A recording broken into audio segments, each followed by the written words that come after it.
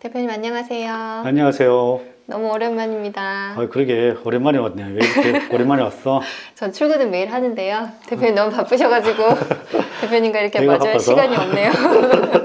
네. 미안해. 내가 너무 바빠서. 네, 그러게 말이에요. 자주 와. 네, 알겠습니다. 근데 최근에 너무 어려워요, 증시가. 그러게 시장이 왜 이렇게 하락했어? 오늘 정말. 너무 하락해가지고 이거 네. 이 개인 투자가들 너무 상심이 클 것 같은데. 계좌를 쳐다볼 수가 없어요. 막 그러니까. 10%래요, 10%래.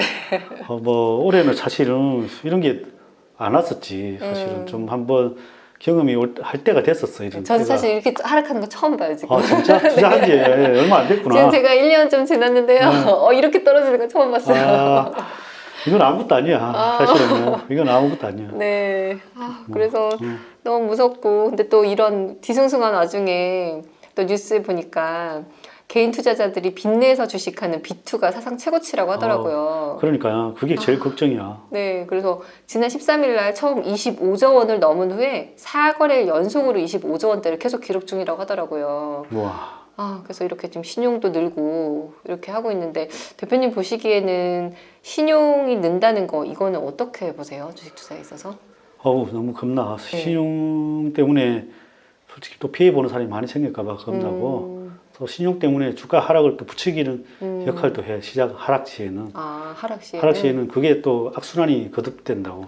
반대매매 거듭 하다 보니까 시장이 하락 시에는 하락을 더 부추겨요. 그렇구나. 그래서 신용을 하여튼 사실은 되도록이면 안 쓰는 게 제일 좋은데, 주식이 이렇게 올라가다 보면 안 쓸 수는 없는 것 같더라고. 대부분 이제 더 이렇게 주식 상승하고 맞물려서 이렇게 움직여. 그다음에 제가 예를 들면 작년에를 보면 일단 내가 차트를 한번 보면, 네. 옛날에 금융투자협회에서 나온 자료가 있는데 보면, 네. 여기 보면 2020년도에 네. 15조 이상 신용이 늘었다가 코로나 때는 6조 원대까지 떨어졌단 말이야. 6조 원대까지 떨어졌으니까 이게 참 어마어마하게 떨어진 거지. 그러면은 그때 신용을 쓰던 사람들이 반대매매를 엄청 당한 거야. 그러네요. 반대매매를 엄청 당해서 반대매매 당한 주식이 몇 조 원이라고 보면 되겠지. 그러면은 거기서 손해본 사람들이 엄청 많은 거지. 그래서 신용을 이렇게 쓰다 보면은 위기 때 오면 못 빼겨내서 팔게도 되지만 반대매매 당하는 수도 있단 말이야. 그러니까 본인이 안 팔고 싶어도 어쩔 수 없이 팔게 되니까. 그래서 보면은 어제 같은 경우에 저번 주였구나. 422억 원이 반대매매로. 2008년 금융위기 이래로 반대매매 최대치래. 와, 대단하다. 일단 반대매매가 최대치라니까 진짜 이게 어떻게 보면 이 금융위기 이후 최대치라는 건 대단한 거. 신용이 그만큼 많이 늘었다는 거야. 사실 주가가 그렇게 하락 안 한 것 같은데 뭐 이렇게 반대매매 나온 거 나는 솔직히 못 느꼈거든. 내 개인적으로는. 근데 금요일 날 422억 원이 나왔대. 그래서 그런지 오늘 반등을 많이 주네. 또 떨어지면 또 반대매매가 또 나올 거야. 그렇겠죠. 더 떨어지면. 그래서 되도록이면 제발 좀 신용 좀 쓰지 마세요. 이거 시장 하락하면 서로 도미노로 힘들어집니다. 그래서 반대매매 당하시는 분도 힘들고 또 시장도 힘들어질 수 있고. 그래서 하여튼 되도록이면 신용을 쓰시는 분들은 어떻게든 현금을 구해서 빨리 메꾸시든지 그렇게 하시는 게 좋고. 이게 악순환을 거듭해요. 만약에 하락할 때는. 여지껏 보면 벌었다가 작년하고 올해 장 좋았죠. 초반까지 좋았던 것들이 예를 들면 1,000만 원 투자하는 사람들이 계속 해가지고 신용을 쓴 사람들은 한 1억까지도 벌었을 수 있을 거예요. 많이 성공하신 분들은 레버리지를 많이 썼으니까. 그래서 또 오히려 더 잘 돼서 또 오히려 다른 돈까지 끌어서 하는 사람도 있어. 맞아요. 다른 빚까지 연끌이라고 하죠. 맞아. 그래서 하다 보면 이제 이 신용까지 되면 더 레버리지가 더 커진 거잖아. 그러면서 한 방에 가는 수가 있어요. 여지껏 벌었던 것도 휴지 조각이 되고 또 다른 것까지 끌어서 가족들까지 빌려서 아니면 여러 가지 집 대출 여러 가지 대출 받아서 한 것까지 더 위험해질 수 있으니까 하여튼 신용은 되도록이면 줄이시라. 그렇게 권해드리고 싶습니다. 알겠습니다. 그래도 자기 돈이면 존버라도 할 수 있지만 신용은 그냥 반대매매 나가버리면 끝이니까 그렇죠. 되도록이면 안 쓰는 게 좋다. 꼭 명심하겠습니다.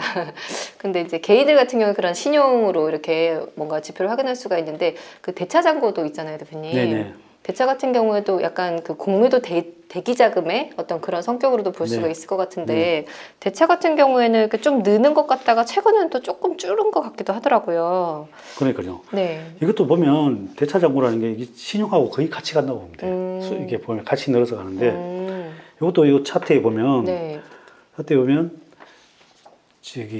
이게 2000 금융위기 때가 아니고 참 코로나 때 보면은 거의 이제 공매도를 금지하는 바람에 거의 제로까지 갔다가 없어졌다가 다시 이제 올 초에 공매도를 재개를 하면서 확 늘었죠. 확 늘었다는 거는 주가가 그만큼 올랐다는 거예요. 올랐으니까 그걸 이제 대차라는 거는 대차 잔고라는 건 주식을 빌려서 그렇게 여기저기서 빌려서 갚지 않은 거를 대차 잔고라고 하거든요. 빌렸다는 거는 이걸 언제든지 내가 매도를 하려고 가지고 있는 거예요. 매도를 할 수도 있고 매도를 하려고 가지고 있는 사람. 그걸 누가 주로 가지고 있냐? 기관들이나 외국인들이 주로 가지고 있단 말이에요. 개인들은 저도 이제 전문 투자가라 빌리려고 해도 잘 빌리지를 못해요. 예를 들면 뭐 대형주들은 가끔씩 되기는 하는데 중소형주들은 특히 이제 안 돼요.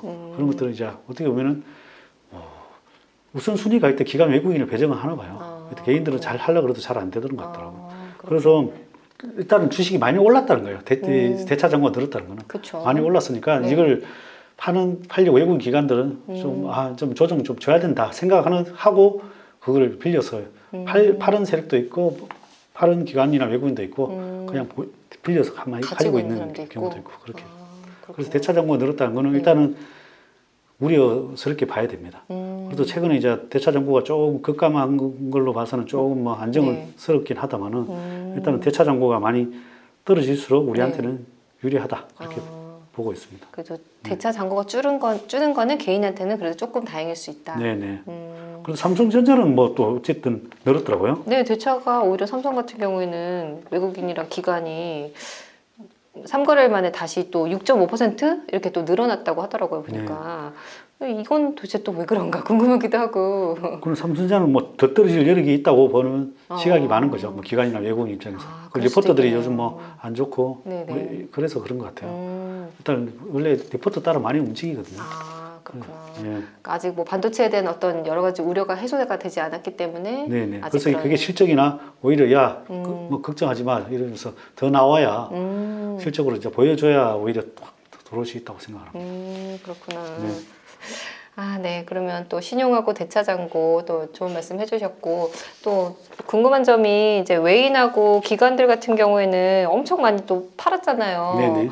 그래서 그 집 나간 외국인들 좀 들어오면 좋겠는데 여러 가지 악재들이 해소가 안 되니까 그러니까 집 나간 어떤 외국인 기관들 좀 들어왔으면 좋겠지만 저희가 들어오게 할 수는 없고 여러 가지 지금 반도체 우려 여러 가지 뭐 델타 변이 확산 또 어떤 중국의 여러 가지 뭐 그런 정책들 뭐 이런 부분들 보시면서 집 나간 외국인과 기관까지 바라보는 어떤 지금 어떤 관점이 어떠신지 한번. 일단 이렇게 투자자별 매매 동향을 이렇게 보니까 외국인들이 올해만 누적 순매도가 40조나 되네요. 40조 3,040억. 와. 너무 많이 팔았다. 코스피만 29조 2,557억. 코스닥은 11조 483억. 야, 이 외국인들이 이게 끊임없이 매일매일 팔고 있네요. 너무하네요. 코스피가 이렇게 매일매일 팔고 있는데.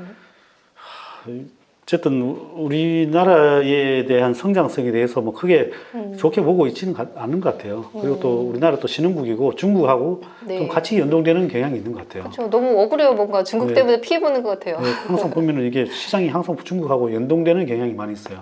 오히려 그렇게 미국하고 같이 움직이진 않고 항상 중국하고 시장이 연동이. 그리고 우리가 하고 중국하고 어떻게 보면은 뭐 산업 이런 것들이 비슷한 게 많고 그러다 보니까. 어쨌든 같이 움직이는 것 같고 미국이나 이런 것들은 뭐 팡이나 이런 것들이 아직까지도 급성장을 하고 있으니까 좀 있는데 우리나라는 뭐 반도체, 자동차 이런 것들이 가장 주력 품목이잖아요. 이제 그런 것들에 대한 뭐 4분기에 대한 실적 우려가 어쨌든 지금 제일 큰 것 같고 그다음에 이제 그게 우리가 실적으로 걱정 마, 더 잘 나와 이러면서 실적으로 더 잘 나오거나 내년치가 더 좋게 나온다면은 그때쯤 외국인들이 많이 기한을 하지 않을까 그렇게 생각을 합니다. 완전히 떠났다기보다는 아직 불확실한 그런 부분에 대해서 외국인이나 기관들이 이제 일부 매도는 했지만 내년에 뭔가 아직 그래도 조금 더 좋아질 여지는 보이기 때문에 돌아올 수는 있다 이렇게 보시는 거네요. 대신 이제 좋은 점은 이 외국인들이 주식은 좀 팔았지만 채권 자금은 아직 떠나지 않았거든요. 채권 자금은 아직 떠나지 않았기 때문에 그 부분은 뭐 아주 걱정 안 하셔도 될 것 같아요. 그래서 외국인들이 뭐 일단 주식은 어쨌든 우리가 좀 급하게 많이 올랐으니까 그래서 이제 그 부분에 대해서 뭐 매도가 있다고 보고 그리고 주로 이제 삼성전자 같은 경우 예를 들면 거의 뭐 더블 올랐잖아요. 100%. 엄청 올랐죠. 뭐 외국인들 입장에서는 뭐 차익 실현이라고 봐야죠. 그럴 수도 있겠네요. 그러면 잠깐 갑자기 드는 생각이 이제 외국인들이 잠시 떠났지만 어쨌든 채권까지 완전 다 팔지 않은 걸 봐서는 돌아올 여지는 있다고 말씀을 하셨는데 그럼 만약에 금리 인상이 되면 그래도 또 수혜를 볼 수 있는 업종들은 있잖아요. 그럼 이런 시기에 그럼 금리가 올랐을 때를 대비해서 그런 업종들 찾아보는 거는 어떨까요? 도움이 될까요? 좋죠. 지금 하락장에 미리 해두는 것도 괜찮죠. 금리 인상줄, 뭐 은행, 보험, 뭐 그리고 또 뭐 대출이 많은 기업들, 대출이 적은 기업들이냐. 그렇죠. 그런 기업들, 그런 것들 기업들 주로 투자하시면 좋죠. 그래서 뭔가 좀 금리가 인상이 예상되니까 그럼 반대로 수혜를 볼 수 있는 그런 업종은 뭔가 이런 부분들 지금 또 공부하는 시기로 해도 괜찮을 것 같고. 네, 알겠습니다. 정말 너무 우울한데 마지막으로 저희 구독자님께 힘내시라고 한 말씀만 해주세요. 제가 주식 이렇게 저도 오랫동안 투자해봤지만 진짜 이런 노이즈들이 정말 비일비재해요. 솔직히 올해는 사실은 이 정도는 약한 거예요. 그래요? 가격 약한 거고 이게 주식 투자하다 보면 이게 막 1년에 한두 번씩 꼬고 와요. 뭐 강하냐 약하냐 이런 정도지. 이 노이즈는 막 중간중간에 많이 있단 말이에요. 그러나 이제 뭐 코스피나 뭐 미국 다우나 S&P 차트를 보면 결국 이 큰 차트를 보면 계속 우상향이란 말이에요.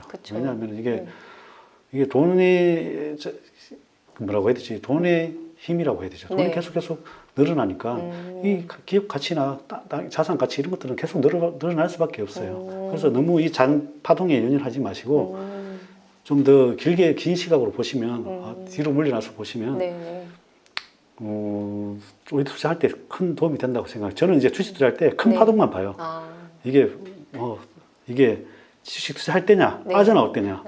저는 아직 빠져나올 때는 아니라고 생각을 해요. 물론 뭐 주가가 좀 올라왔어 많이 이제 이격도가 많이 벌어지면 일부 비중을 줄이고 또 많이 이게 또 이격도가 조금 좁혀지면 다시 좀 줄여놨던 거를 다시 사고 이런 거를 반복한단 말이에요.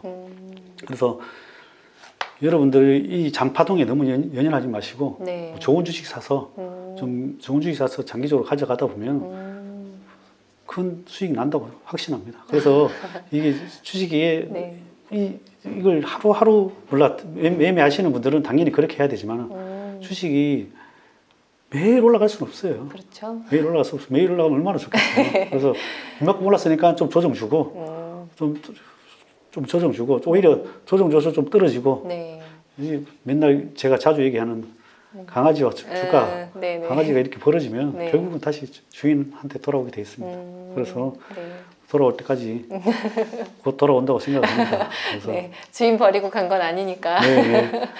하여튼 무엇보다 뭐 일 또한 지나가리다. 나는 이 문구를 상당히 좋아합니다. 그래서 여러분들 이것 또한 지나가니까 여러분들 건강 유의하시고 그러다 보면 좋은 일이 있다고 확신합니다. 알겠습니다. 너무 우울하고 불안한 이때에 좋은 말씀 해주셔서 오늘도 감사합니다. 네, 감사합니다.